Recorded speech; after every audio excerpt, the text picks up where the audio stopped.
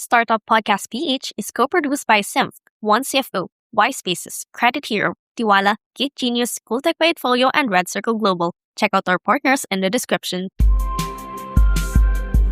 Welcome sa Startup Podcast PH, inspiring more Filipino entrepreneurs and innovators. Live tayo ngayon dito sa Mariano Marcos State University in Batac, Ilocos Norte to know how MMSU, through the Innovation and Technology Directorate, is developing and contributing to the startup ecosystem in Ilocos. We have Ms. Army Sabugo, Director of Innovation and Technology, and Ms. Lay Frances Ribac, Chief of Technology Business Incubation. Kamusta po? Kamusta? We're good naman po. Actually, first of all, thank you po for welcoming Startup Podcast. Meron pa tayong screen dito sa likod. Dito sa MMSU and actually dito sa MMSU TBI. And we've interviewed na I think 5 startups. Actually, very promising. Super. Ang ganda po ng mga ginagawa. And andun yung yung vision for scaling actually nila. And I'm very keen to know now paano talaga exactly din natutulungan not just ng MMSU TBI but ng MMSU as a whole, as the school, as the institution, Mariano Marcos State University, ang startups and ang startup ecosystem dito sa Ilocos. So maybe siguro yun po yung aking first question, Miss Army and Miss Lay. How really po does MMSU, the school, the institution, is contributing in developing startups and the startup ecosystem dito sa Ilocos? Okay, so in the university kasi we have one unit which is the Innovation and Technology Directorate. So that particular directorate is under the Vice President for Research, Development, and Innovation. So yung process natin starts with research.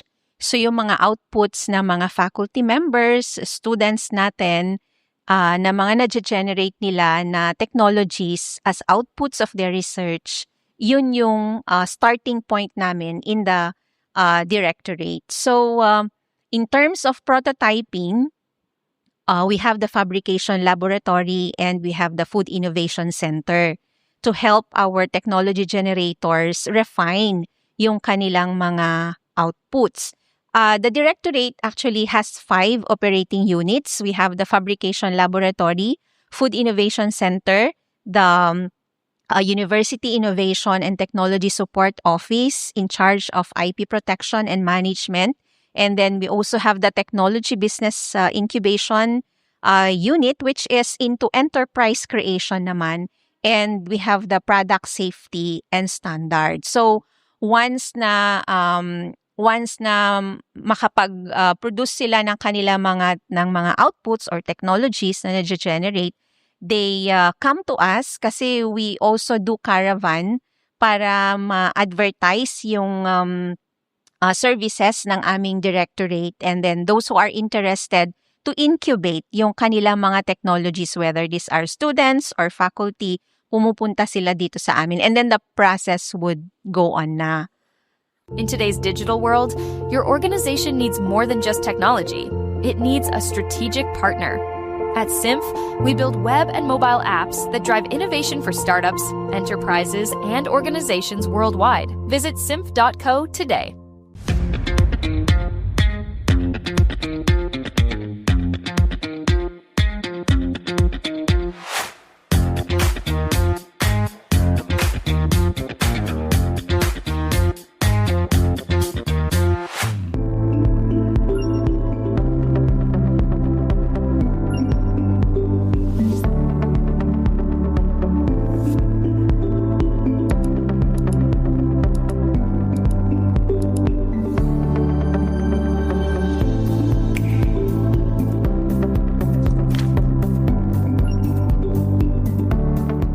Still filling out loan applications for your business? Yeah, thought so. Save your time. Grow your business. With Credit Hero, one online application gets you loan offers from multiple lenders.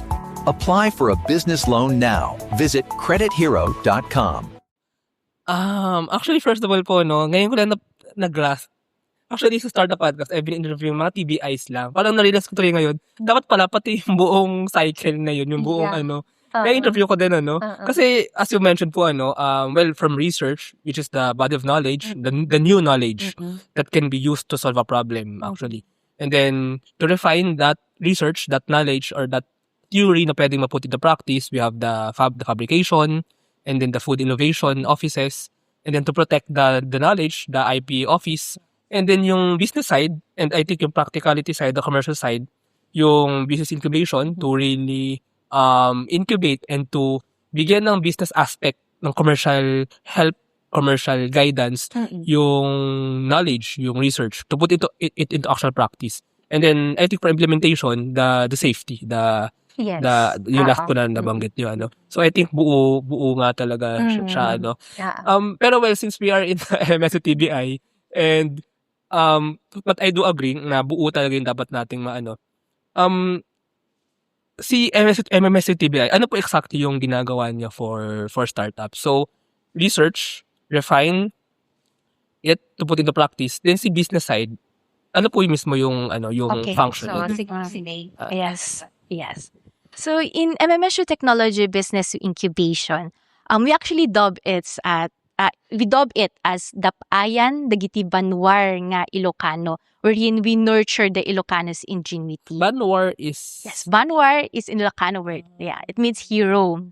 Dapayan is also an Ilocano word that means a place of convergence or meeting place ng community to discuss their concerns for community. So, community of heroes? Well, yes, that's what we want. So nga dun sa plaza, if I may mention lang, yung sa Batak na City Hall or... Yes, may Dapayan. The home of great leaders. So, parang gano'n din pala yung Dapayan. Ano yung Dapayan?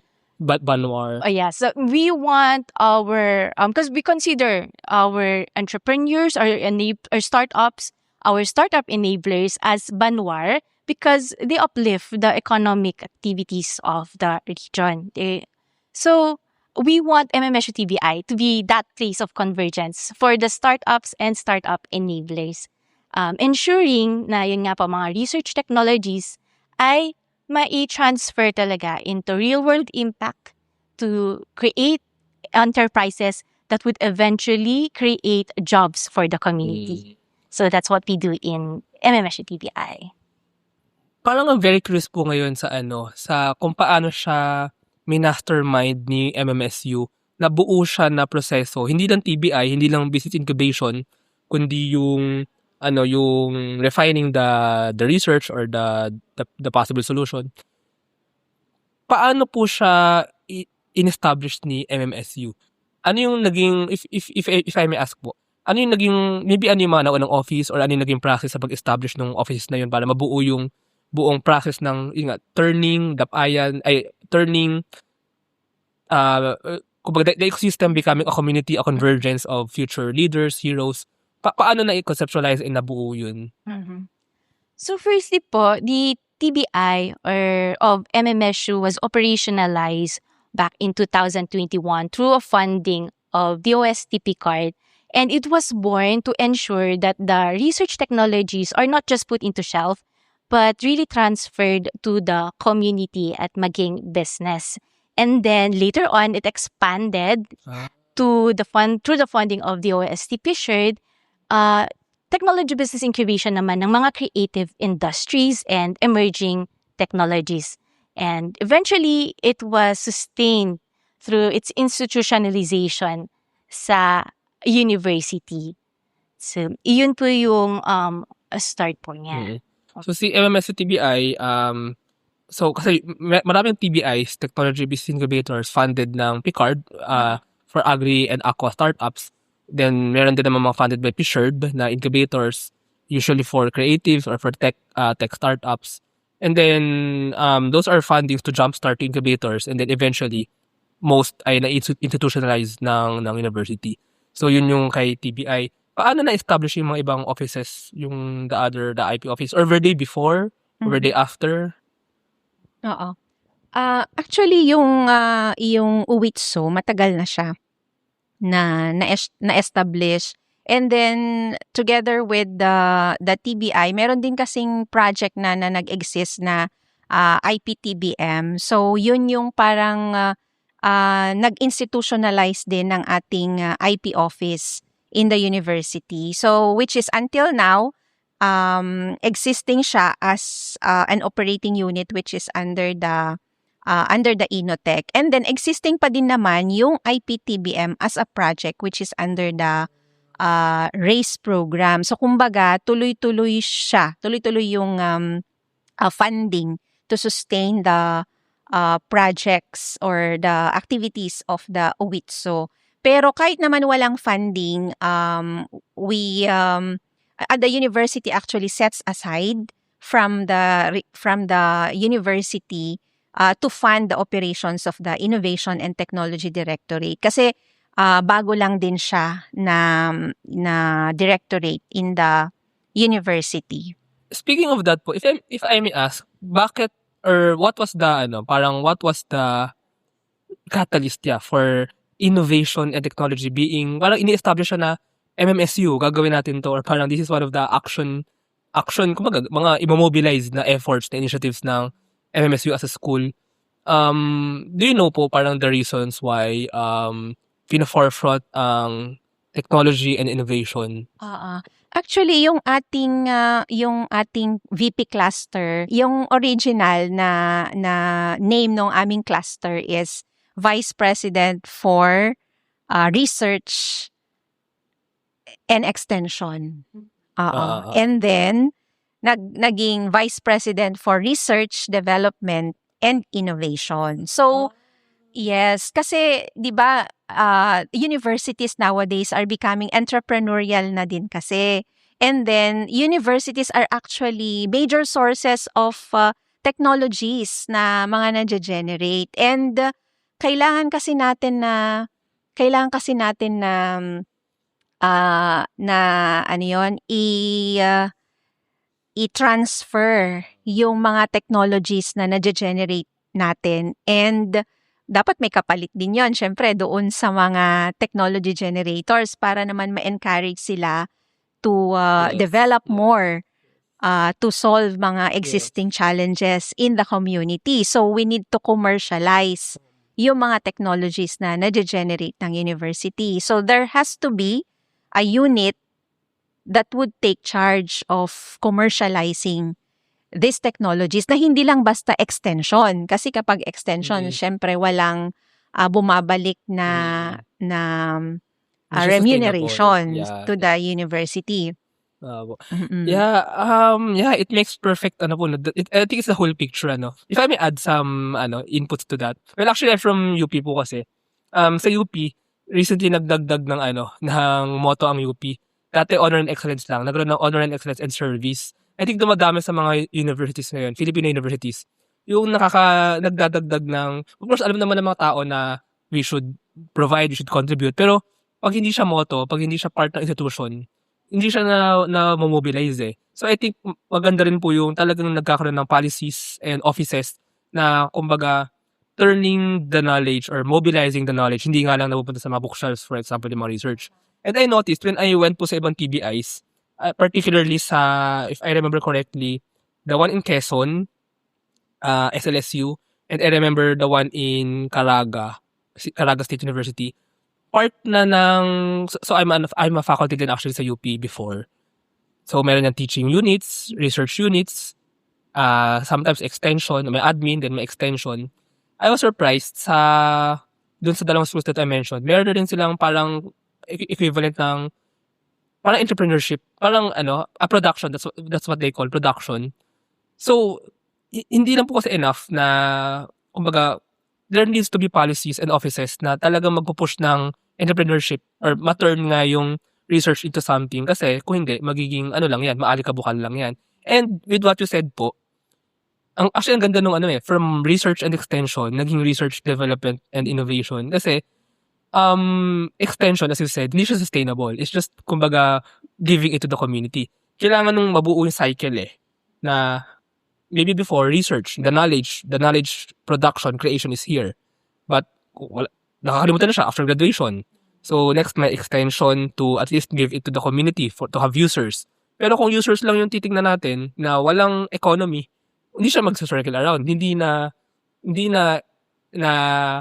tawag dito, na bibigyan ng incentive yung mga researchers. But if we complete the cycle na yung mga users ay nagbabayad through business model, through innovation, entrepreneurship, royalties, ma-incentivize pa yung mga researchers to produce more knowledge that will solve more problems. And then pag na-solve yung problems ng mga users, may money, paikot, so mas mapupush siya. I think yun din po yung nasa isip ng MMSU to really complete the cycle. Is that right? Tama po ba yung interpretation? That's why in the directorate, nag-compose kami ng Technology Commercialization Committee. Mm-mm. So, hindi na siya separate unit, but it's a committee na kami din yung gumagalaw. Mm-mm. Nagtutulong-tulong yung sinabi ko sa inyo kanina na 5 na operating units to take charge naman doon sa commercialization. Like yung mga gustong mag-adapt ng mga technologies natin na hindi na i-spin off. So, kami yung gumagawa. Kami yung nag-cater sa kanila. Yes. Tsaka I think important din po talaga na may offices na well, the business incubation to really help the startups commercialize. And also, medyo in some institutions, medyo na-underrate yung iba. Pero yung IP, the protection of the knowledge and the refinement, yung the fabrication labs, for example, para mas ma-refine pa, mas ma-put into practice yung theory. I think those are actually also important in the whole incubation of the businesses. But anyway, mabalik lang po sa MMSU TBI. For the TBI, ano exactly yung services or programs? May parang cohort ba siya? May parang series of classes that the startups undertake? May mentorships, may workshops. Para sila exactly natutulungan to build their startup, maybe from an idea to commercialize it. And I believe kinoconnect na rin sila sa ibang offices para mas matulungan sila. So, ano yung nagiging function or purpose or role ni TBI? So, si TBI, MMSU TBI as a whole, we handle business development, mentorship, and coaching to ensure that they will establish businesses and magkaroon sila ng mga jobs. And that could be they could be under the 4 phases of the incubation program depending on the level of the entrepreneur. May mga individuals or groups that have ideas or that are open for entrepreneurial activities. However, they are not yet sure kung ano yung mga gusto nilang gawin or kung paano gawin. So, we conduct pre-incubation, which is hackathons, bootcamps, and open idea presentations. May mga lumalapit din na startups who want to establish it. They already have their product, kaya lang it needs optimizations. It needs product development. So, we have the Fab Lab and the Food Innovation Center and the researchers full of experts that could help them to optimize their product. Pwede din ang problema nila is on their operation and management as a business. So, we also have those on the business development. So, hindi lang siya skills development on product development, pwede din sa business development side, which is business plan preparation and also business pitching. Kasi importante din yan na they are able or they know how to introduce or pitch their product and their business to investors. And then, meron ding mga established na businesses. So, they go to our advanced incubation where we help them with specialized trainings and mentorship and coaching nang sa gayon makapag-scale up sila. And after that, we also offer post-incubation when kahit graduate na sila sa TBI, we still give our services in regards to networking and linkages and other advanced business development that they need. Yan. Yeah. When I think of it, yung mga na-interview ko kanina, there was one student startup, si Padalan Workshop. So, I think actually very promising. And I think that's one of the examples ng mga, although hindi siya research, it's actually a project ng entrepreneurship. But pwede siya talaga mag-grow pa, kumbaga ma-support on the business end din, mas mapalaki pa. And then, I just thought, yung first 2 actually that I interviewed, they're actually, the second one, si Ilocano Anime Wave. It's a research Research output siya. research output ng faculty, ng Yes. professors. Na actually, sobrang ganda din ng and ang pinaka-favorite ko dun is, it's a research, it's a theory na pwede makatulong sa local culture, heritage, Mm-mm. to really ma-boost yung industry na yun. And the first one is actually Adonis Integrated Farm. It's a farm, it's established, but merong research, I believe, merong product si TBI or si MMSU na pwede sila yung makapag-deliver, makapag-produce. I think the pickled, Yes, inadapt niya. inadapt nila yung research or yung technology kumbaga ng MMSU as a whole, no? So, diverse din po talaga yung pwedeng pasukan ng mga dito, no? On that end, meron pang parang specific po si MMSU and si MMSU TBI na parang way of selecting or choosing startups, or maybe may industry ba, may or really kumbaga towards the mission of innovation, of technology. Ano yung parang priority ni MMSU and ni MMSU TBI in terms of incubating or selecting startups? Yes po. We are open to ideas or enterprises along nutritious and innovative foods. We also are open to technology-driven solutions of smart agriculture systems, culture, and creative industries.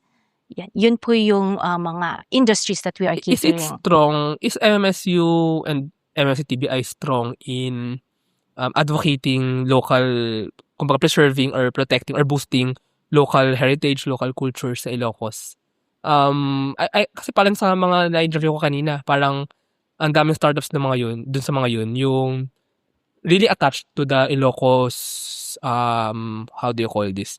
Not just heritage Ilocos personality, Yes. Ilocos character. Yes po. Tama po.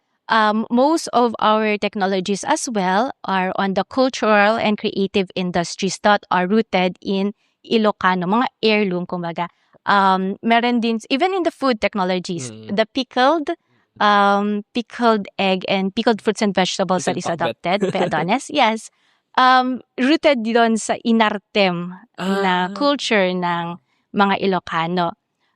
We even have technologies on indigenous vegetables or indigenous fruits. So, yun din po talaga yung napopromote sa MMSU TBI. Tsaka I remember the third one that I interviewed, the Miki Loco. Miki Loco. Ilocano Miki. Opo. Grabe ang galing nun kasi Ilocano Miki, kumbaga cuisine and go-to nga siya ng mga ibang turista. But na-turn nila into instant noodles na binibili ng mga Ilocanong namimiss yung Ilocos Yung mga flavor. nostalgic Oo. na. Trust the digital future with Twala. Secure and tamper-proof digital signature. Electronic notarization service. And custom AI agents for intelligent document workflows. Visit twala.io to learn more. Meet Lala, a freelancer who chose Gig Genius. Unlike many platforms that make freelancers pay just to apply, Gig Genius was built to put skills first, not spending. No pay-to-apply barriers, no bidding fees, just safer opportunities through dual system verification. Ready to experience the difference? Visit giggenius.io and join Gig Genius today. Yeah, so it's really so nice. Speaking of that po, maybe for Miss Army, kamusta ang Ilocos in terms of innovation? I'm asking this, kumbaga, I mean, the whole country naman, no, is, kumbaga, may, of course, nag-advance technology-wise. What do you think po sa Ilocos, in terms of the people, gaano ka-receptive sa technology, innovation, also institutions like MMSU, gaano ka forward, progressive sa pag-introduce ng mga offices or policies na mag-advance ng and also yung mga startups, yung mga marami na ba or parami pa ba, or kumbaga kamusta po ba ang startup ecosystem, innovation ecosystem sa Ilocos? Doon sa una, I think ang mga Ilocanos very innovative. Oo. Kasi in our classes alone, sa NTREP and then sa CCIS, sa COE, when they pitch their capstone projects and mga research outputs nila, ang gaganda. Ang gaganda. Yun nga lang, kung minsan hindi nako-commercialize, nasa shelf lang, maybe because sa mindsetting lang din, like kulang sila in terms of yung entrepreneurial mindsetting kasi more on employment pa kasi yung nasa isip din nila. And then, syempre, yung mga students natin who will take the board exam after, kasi sa COE, magaganda yung mga outputs nila. Pero syempre, after graduation, magte-test sila ng board. So, yun ang kanilang priority. But in terms of policy, we are really trying to develop policies on how to overcome those challenges para at least kahit mag-graduate sila or maiiwan yung technology dito, there is a policy that would take charge or that would help us na ma-convert pa rin or ma-commercialize pa rin yung mga technologies na nade-develop nila. Kasi madaming mga cases kasi na ganun. And then, we also have one incubator in the province, which is the Ilocos Norte MSME Incubation Center, wherein they do yearly pitching events for mga innovations from our MSMEs. And then, lumalabas talaga yung creativity ng mga mga MSMEs natin. Madami tayo mga innovators talaga dito sa Ilocos. And then, to think of it, yung new incubators namin, na ilan sila? 14 from Lawag, oo. Lawag City. This year lang yun na batch. Mga din sila, mga promising entrepreneurs din sila. And then, syempre, ang goal natin is to legalize yung kanilang operation. Actually, if I may lang po add some thoughts. Well, actually, first of all, I think buong Pilipinas naman, to be fair, yung maraming innovative. But sadly, that's very true po, mas nagiging employee kaysa entrepreneur, ang ganda po na makita yung future na the Filipinos or Ilocanos, Tagalogs, Bicolano, whatever, wherever, become entrepreneurs aside from just being employees. And I think ayun nga, it really starts with influence and institutionalization or parang programs na tutulong. Kasi hindi pwedeng sabihin lang natin sa mga tao, maging entrepreneur ka. Hindi kailangan ng support, kailangan ng And it's very nice to see kumbaga a future going into that actually isa sa pinaka-amaze ako sa mga interview ko kanina, yung the fourth one, which was si Miss Emmy, EMS Manufacturing, kasi very technical. I mean, and na-inspire nga po ako na grabe, that's a Filipino invention. And dito sa Ilocos yun. Andito sa Ilocos yung the inventor, dito pinanganak, dito nag-aral, although nag-PhD siya abroad. I mean, that's actually something to be proud of. As a country, as kumbaga, I believe Ilocos has many inventions waiting to be ma-surface up. Maybe kailangan lang na more support, more more push, more And I believe through MSU, through the effort of MSU and MSU TBI, mas ma-push pa siya. Pero promise, gandang-ganda ako dun sa actually sa lahat. Yung hikaw niya? Yeah. Oh, yung hikaw niya. Tsaka, yung the coating po. Kumbaga, ang laki ng industries na pwedeng matap for that one, for the ESM manufacturing. I think, kailangan lang ma-push pa. I'm not sure kung paano exactly. Kumbaga, when I'm thinking of it, ang laki ng industries na pwedeng matap, ang laki ng pwedeng maging scale, ang laki ng pwedeng maging impact, not just business-wise, but yung matulungan pa ng ibang industries. And also, especially, Ilocandi Unliviv nga, na ang laki ng pwedeng mabago, actually, sa Pilipinas. What do you think of that? Yes. Actually, yung Ilocandia Unliviv, for information na lang din, yun yung ginamit namin na project namin na sinabit namin sa PShared. Kasi when we submitted our proposal, there has to be one technology na isasubmit na namin na gagawa namin ng baseline pitch. So, we talked to the technology generator, si Dr.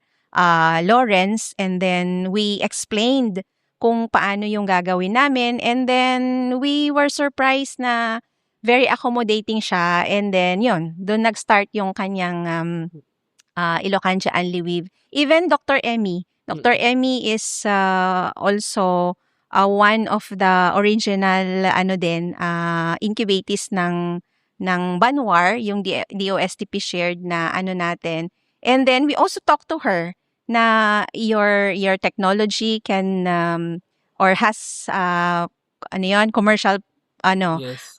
potential. Oo. And then we explained to her ano bang mga gagawin natin. Sabi niya, kanino tayo magbebenta? Okay, ma'am. So, ganito yung gawin natin. So, we actually prepared parang program for her para step by step maano namin kung ano yung gagawin namin sa TCS niya. And then, currently, we are conducting a research in collaboration with their extension project sa COE and then with San Nicolas. San Nicolas is the municipality na naproproduce ng mga clay-based na items. Oo. So, sabi namin, hindi ka makakabenta kung walang magproproduce ng mga products na pwede mong paggamitan ng TCS mo. So, we talked to San Nicolas, sinabi namin na why not produce mga souvenir items na Yes. pwedeng iuwi ng mga turista. Because when they come to Ilocos Norte, hindi sila mag-uuwi ng pots.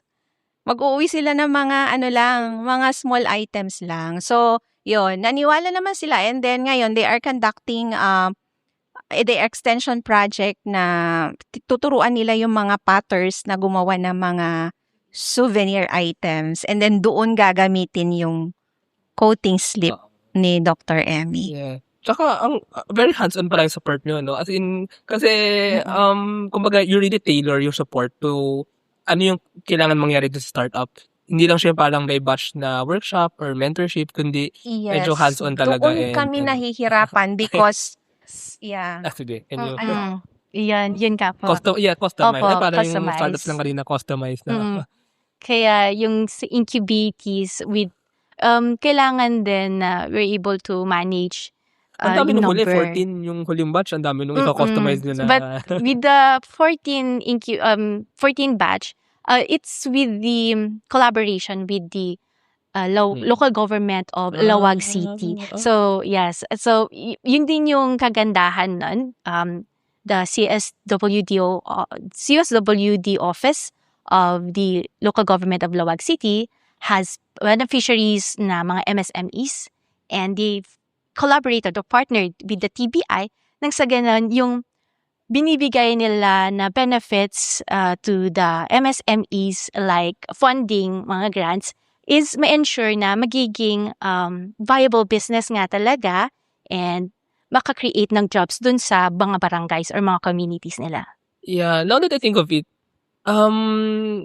correct me if I'm wrong sa aking sasabihin, pati sa mga nakikinig dito, pero maybe some, not just in Ilocos, kasi we're thinking kanina parang ano yung naghihinder sa mga Ilocano, for example, to be entrepreneurs. Maybe, pero I think this is for Filipinos din eh.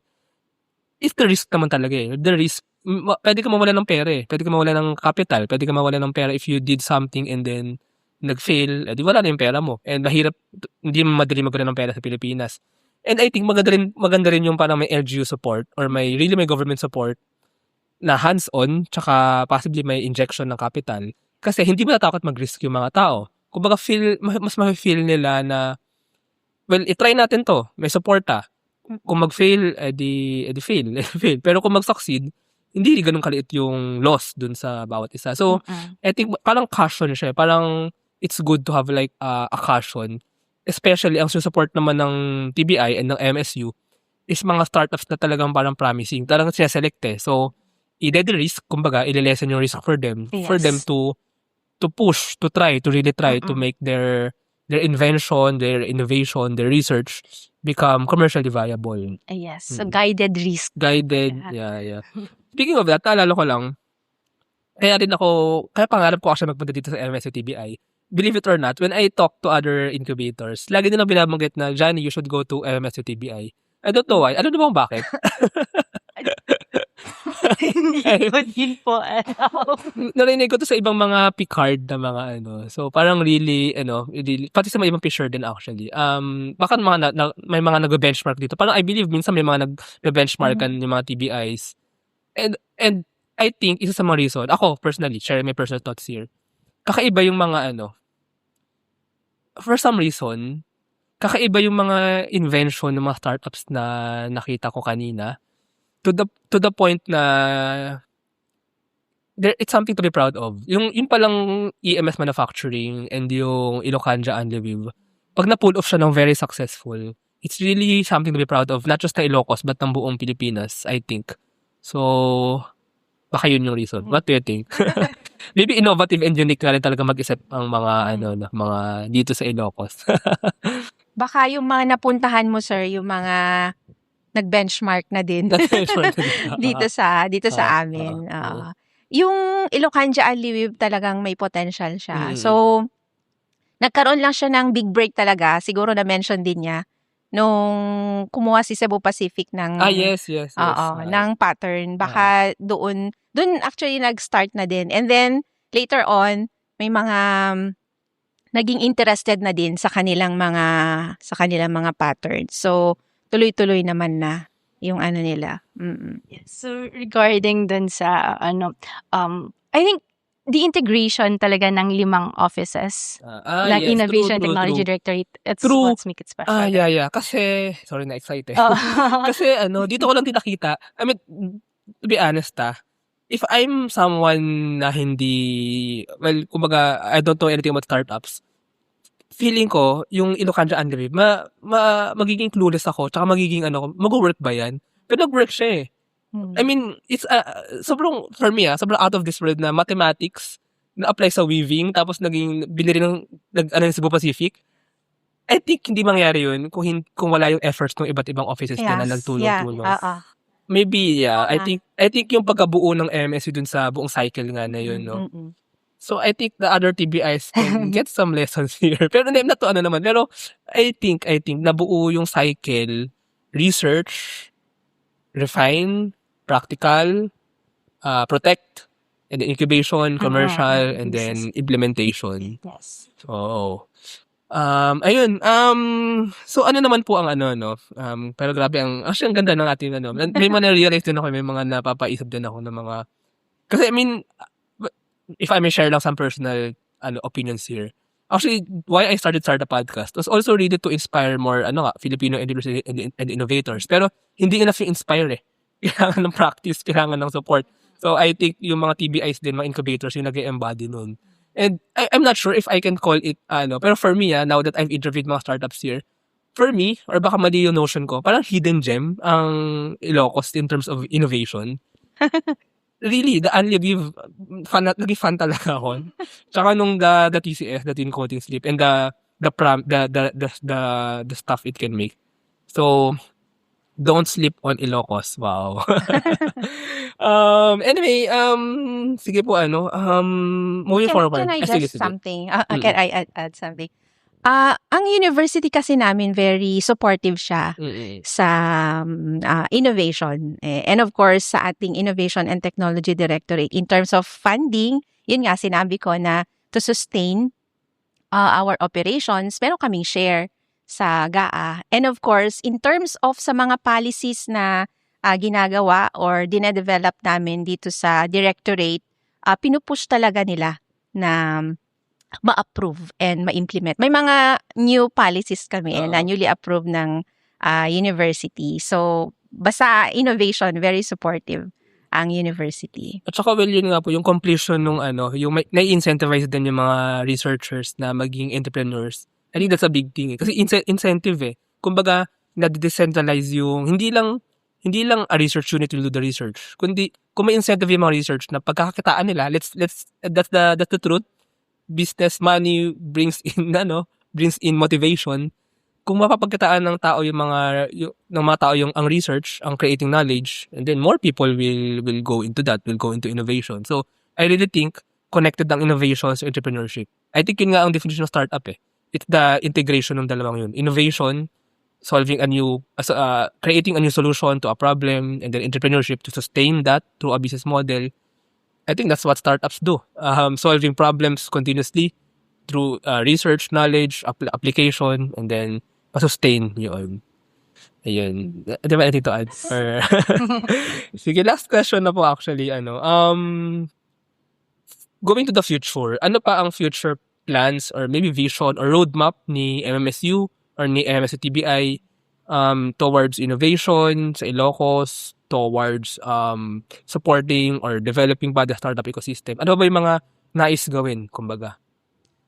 Ang pipeline namin ngayon is yung aming spin-off policy para yung mga, say for instance, sina Dr. Emmy, si Dr. Eclarin, mga candidates kasi sila for spin-off. So, dapat well-polished and well-established yung aming spin-off policy to support their entrepreneurial ventures.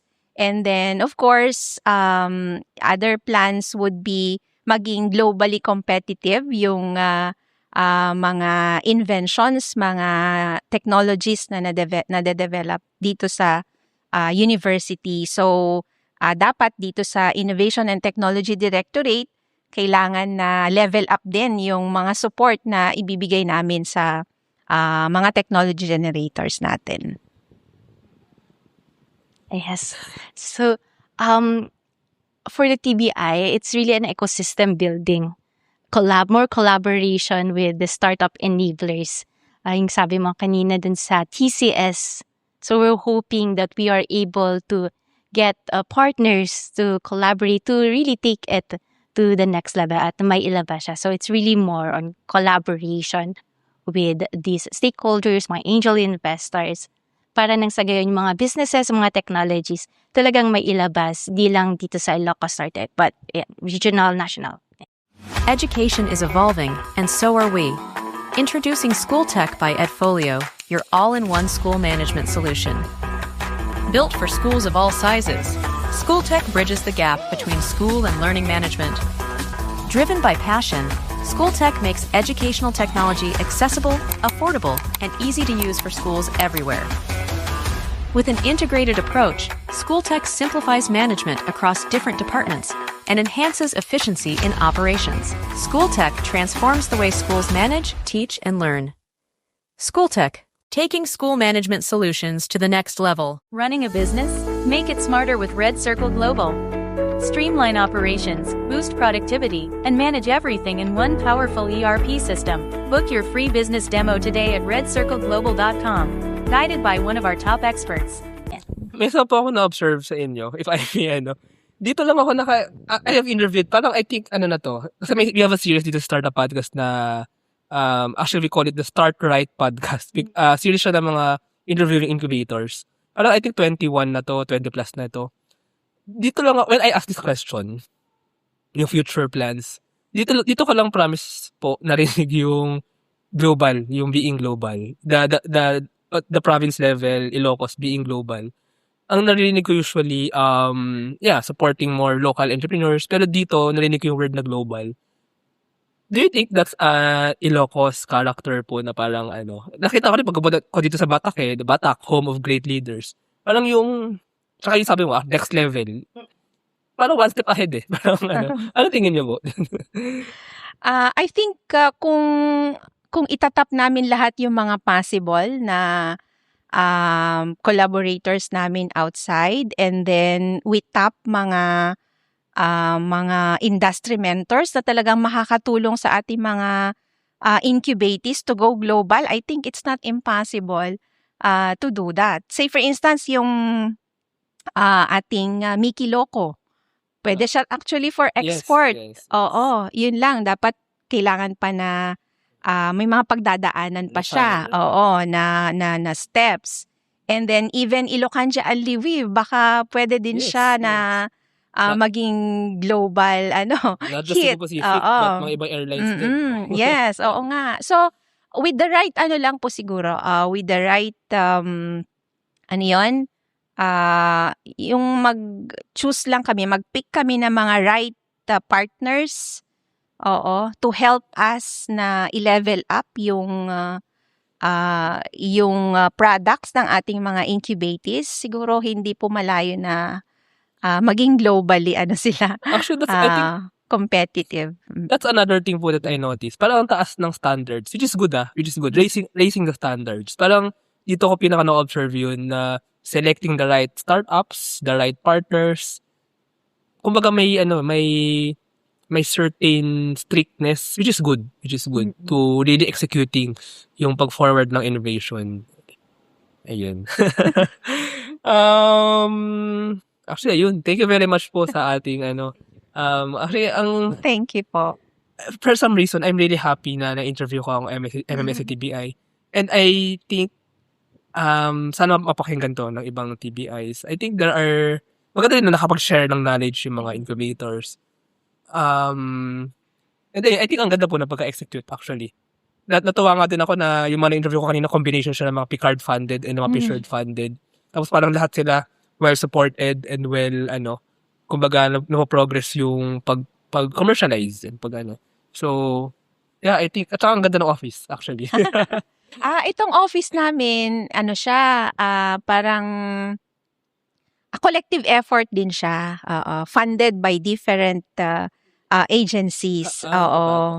Na-refurbish ito through the DA-ASEF na funding. About funding na. Yung mga nasa loob nito from the different funding agencies din namin, like the DOSTP card, PShared, DA, yung kanilang AFTBI dati. So, yun yung ginamit po namin to, By the way pala, kasi ang dami ko nakita mga office sa kabila.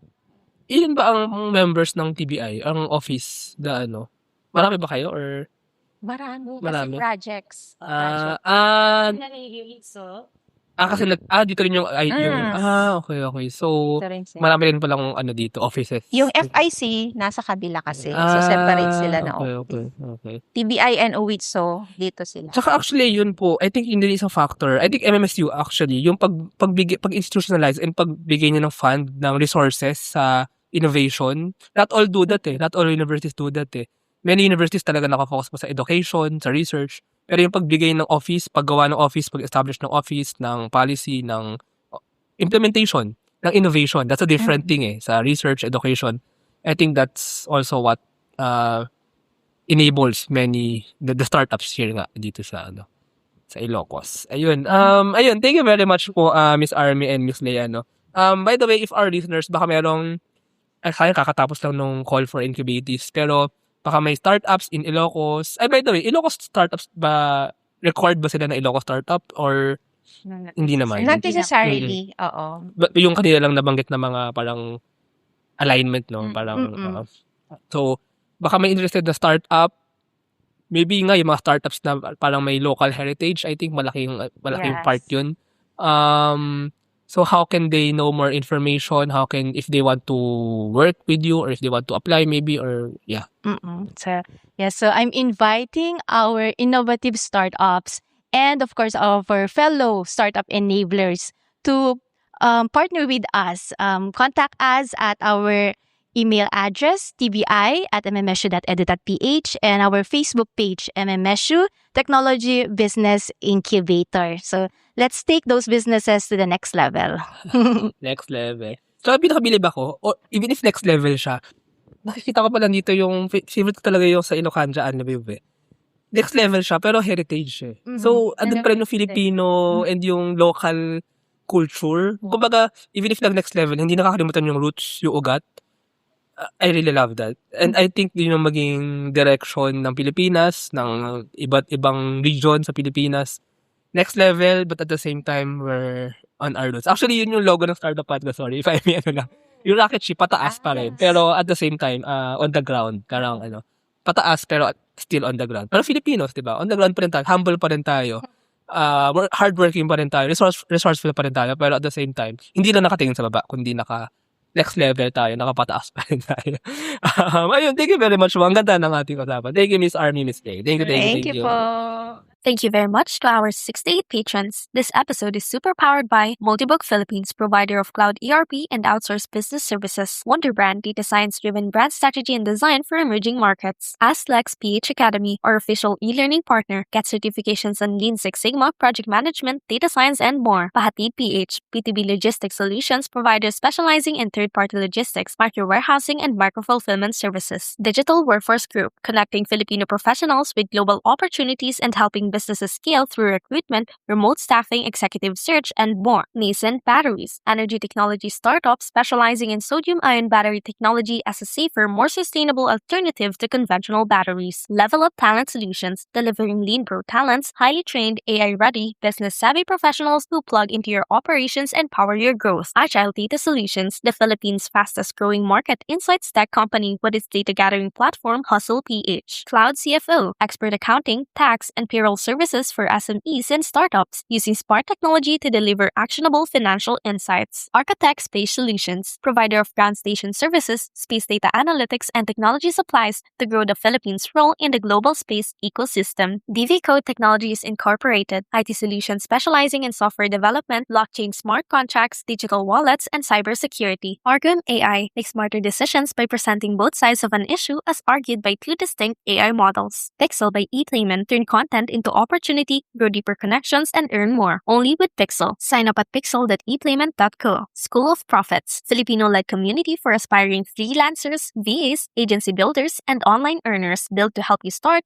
grow, and earn online together. Hire Business Solutions, provider of the most configurable cloud-based payroll system in the Philippines. Smell Checks, streamline hiring and onboarding with automated background checks. This episode is powered by Nature Loop, Worldwide Shipping and Logistics and Starscreen AI, Sirius MD, Airship Logistics, Pareto Consulting, Josie AI, Uplift Codecamp, Board Prep, Hanson Barley, East Point Business Outsourcing Services, Filipina Home-Based Moms, Alacon, Aquafeeds, One Algae, Grey Wolf Technologies, and Sugbodo. Support the podcast through the links in the description.